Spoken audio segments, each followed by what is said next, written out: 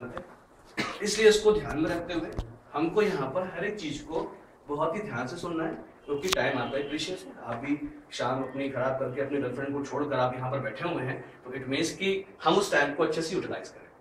ठीक है, तो हम भले ही यहाँ पर 1 घंटा बैठेंगे, लेकिन उस 1 घंटे को बिल्कुल फुल्ली कंसंट्रेट होकर हम यहाँ पर बात सुनेंगे। और अगर बीच में कोई भी आपको चीज जब मैं बताऊंगा, कोई भी अगर आपको डाउट रहता है, कोई समझ में नहीं आती है, प्लीज एक रिक्वेस्ट है, बीच में इंटरप्ट ना करें। ठीक, वैसे तो मैं इस तरीके से आपको बताऊंगा, भगवान की दया से एक्सपीरियंस है कि आपको कोई डाउट नहीं होगा। अगर फिर भी कोई डाउट रह जाता है तो उसके बाद जब ये चीज खत्म होगी, कंसेप्ट खत्म होगा, तो उसके बाद हम उसको डिस्कस कर लेंगे इजीली, है ना।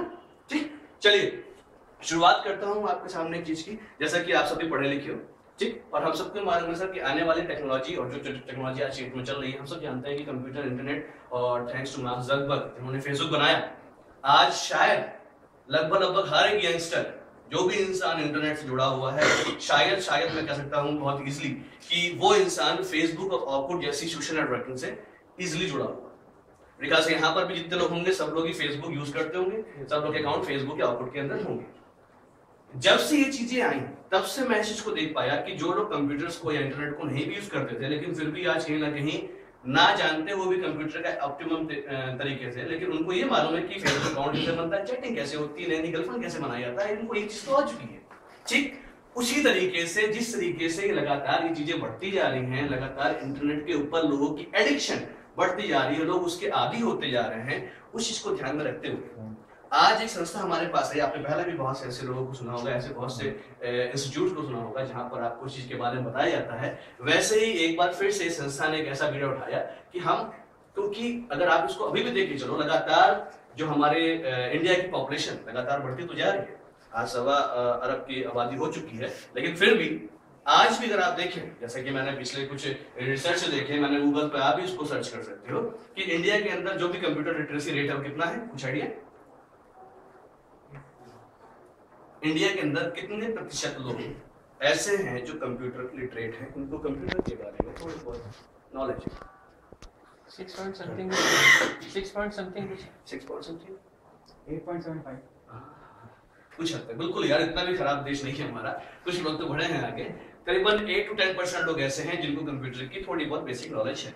ठीक, लेकिन आज भी मैं इस चीज को अच्छे से देख पा रहा था, मैं खुद भी एक इंजीनियर होने के नाते और मैं खुद भी एक ऐसी टेक्नोलॉजी के ऐसे देश में रहने के नाते मैं समझ पा रहा था कि यार कहीं ना कहीं अभी भी हमारे पास एक ऐसी मार्केट अभी भी ओपन है जहां पर लोग अभी भी उनको कंप्यूटर की पूरी तरीके से नॉलेज नहीं है। यहाँ पर शायद अगर हम कुछ ऐसा काम करते हैं जिससे कि लोगों तक हम कंप्यूटर एजुकेशन पहुंचाएं, तो शायद हम कुछ हद तक वो लिटरेसी ला सकते हैं और कहीं ना कहीं हम अपने देश को, इंडिया को भी कहीं ना कहीं आगे पहुंचा सकते हैं। ठीक, उस चीज को ध्यान में देखते हुए एक संस्था का एक जन्म हुआ 8 सितंबर 2011, 8th of September 2011, it means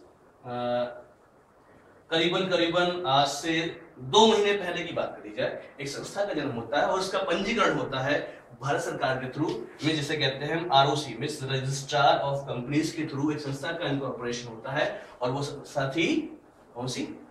extra care education ठीक, extra care education private limited. ये वो संस्था थी जिसका 8 सितंबर 2011 को भारत सरकार के थ्रू पंजीकरण हुआ।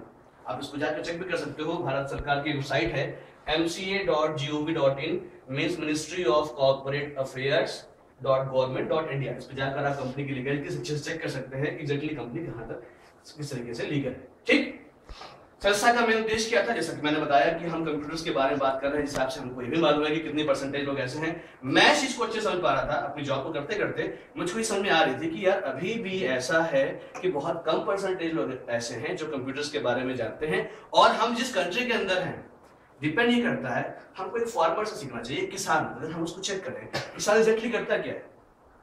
हमेशा, क्या आपने कभी देखा कि बारिश के मौसम में कभी गेहूं की खेती या दाल की खेती हो? बारिश में हमेशा हम देखते हैं कि चावल की खेती करी जाती है। इट मींस कि जब वो किसान इतना समझदार है, उसको ये मालूम है कि हम अगर इंडिया के अंदर हैं, वहां की क्लाइमेट कैसी है, उस क्लाइमेट को देखते हुए वहां पे किस चीज की जरूरत है, उसके अकॉर्डिंग वो अपनी खेती करता है। एग्जैक्टली वही चीज मैं देख पा रहा था कि इंडिया के अंदर इतनी पॉपुलेशन है और इतनी पॉपुलेशन होने के बाद यहाँ पे कंप्यूटर लोग जानने वाले बहुत कम है। इट मीन्स कि अगर इतने ज्यादा लोग ऐसे हैं जो कंप्यूटर के बारे में नहीं जानते हैं, अगर हम कुछ ऐसा काम करना शुरू करें, और हम ये भी जानते हैं कि इंडिया में यूथ भी सबसे ज्यादा है, और हम ये भी जानते हैं कि इंडिया आईटी की पोजीशन में बहुत अच्छी जगह पर है, तो अगर हम कोई ऐसा काम करते हैं जहां पर एक ऐसी टेक्नोलॉजी जुड़ी हो और अगर उसके बारे में कोई ना कोई बिजनेस करने को हमको मौका मिले, तो ऑब्वियसली हम बहुत सेफ मिशन पर होंगे। क्योंकि दूसरा फैक्टर ये कि एजुकेशन